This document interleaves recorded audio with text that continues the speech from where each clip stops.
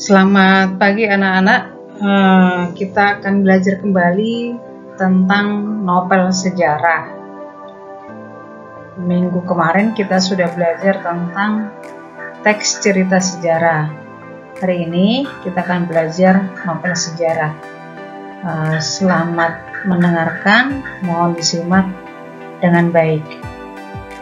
Apa yang dimaksud dengan novel sejarah? Novel sejarah itu adalah novel yang menceritakan kejadian masa lalu yang memiliki nilai sejarah dan tidak harus bersandar pada fakta-fakta. Jadi boleh berdasarkan pada imajinasi penulis. Nah, kata kuncinya adalah novel sejarah itu kejadian masa lalu memiliki nilai sejarah, tidak bersandar pada fakta-fakta, dan bisa berasal dari imajinasi penulis. Karena di sini nanti novel itu akan semakin enak dibaca atau seru apabila penulis pintar berimajinasi, sehingga kata-kata dan bahasa yang digunakan menarik pembaca untuk membacanya.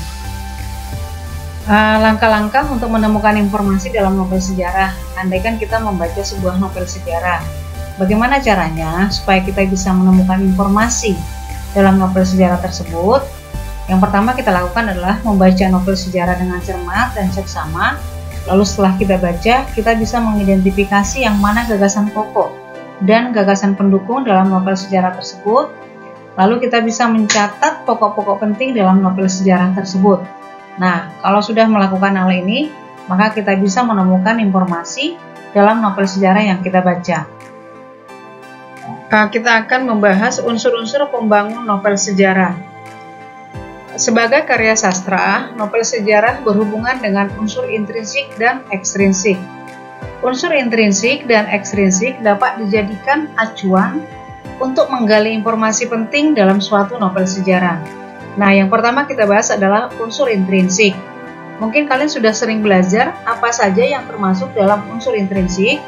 Yang pertama adalah tema. Tema itu adalah ide pokok sebuah cerita atau inti dari cerita atau yang mendasari terjadinya sebuah cerita.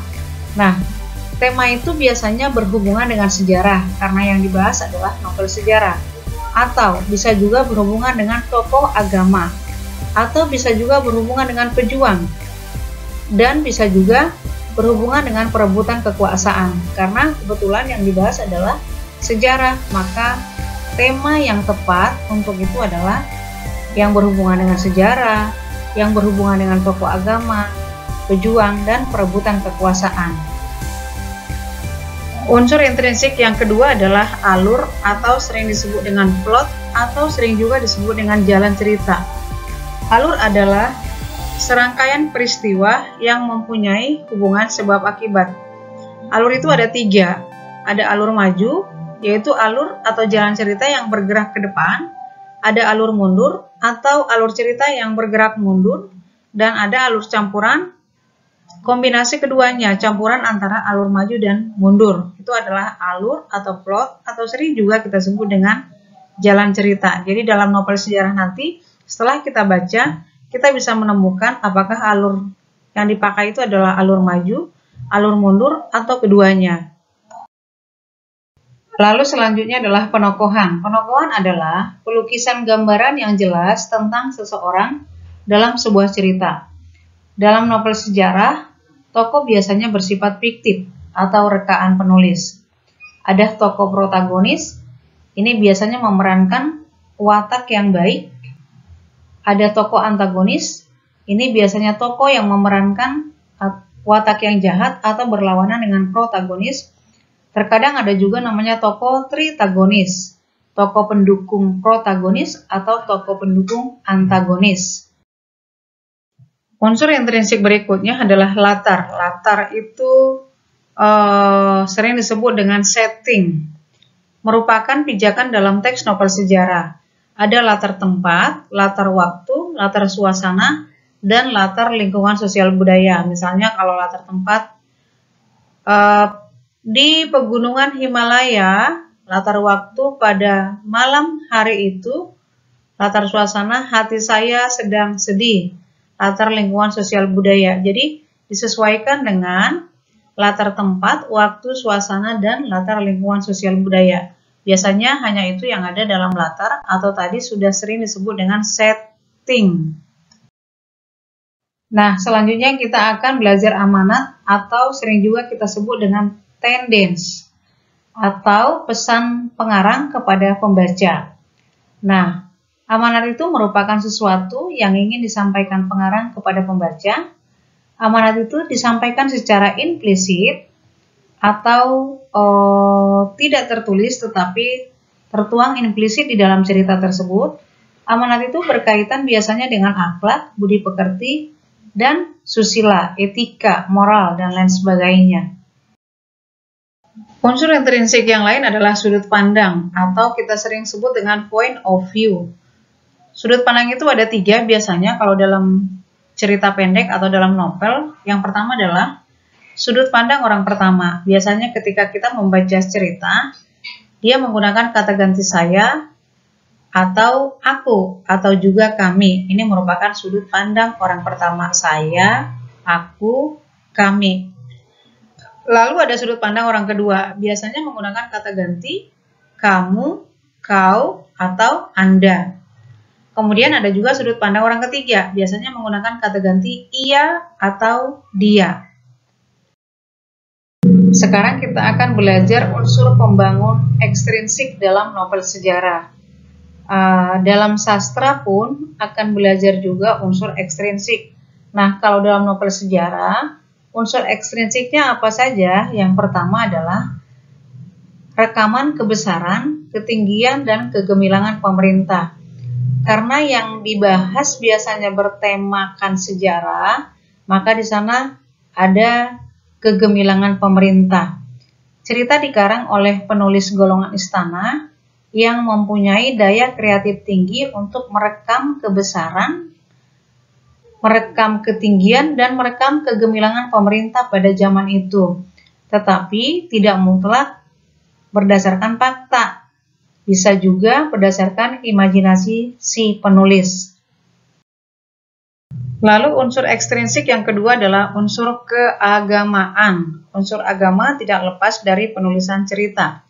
Unsur agama masih kuat dalam teks cerita sejarah atau novel sejarah. Contohnya novel sejarah Majapahit itu unsur agamanya adalah menceritakan tentang sejarah Majapahit ataupun sejarah Mataram Islam. Itu yang diceritakan dalam novel sejarah Majapahit. Unsur intrinsik berikutnya adalah unsur politik. Biasanya kalau dalam sejarah bertemakan politik, bertemakan sejarah, bertemakan agama, dan bertemakan pejuang untuk merebut sesuatu kemerdekaan misalnya. Nah, jadi ada juga unsur ekstrinsik yang terdiri dari unsur politik.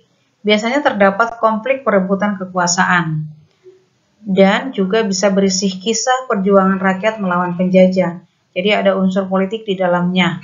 Itu adalah salah satu unsur ekstrinsik dari novel sejarah. Lalu yang terakhir ada lagi unsur sosial, yaitu dalam teks novel sejarah biasanya terdapat jenjang status sosial. Misalnya status sosial antara raja dan rakyat, atau status sosial antara penguasa dan rakyat. Nah, itulah beberapa unsur ekstrinsik yang muncul dalam novel sejarah yang perlu kalian ketahui dan perlu kalian pelajari. Nah, anak-anak, setelah belajar tadi, maka di sini sudah Ibu siapkan sebuah novel sejarah. Nanti tugas kalian adalah untuk mencari informasi dari setiap paragraf dari novel sejarah ini. Yang kedua, setelah menemukan informasi setiap paragraf, maka kamu akan menentukan unsur intrinsik dan ekstrinsiknya.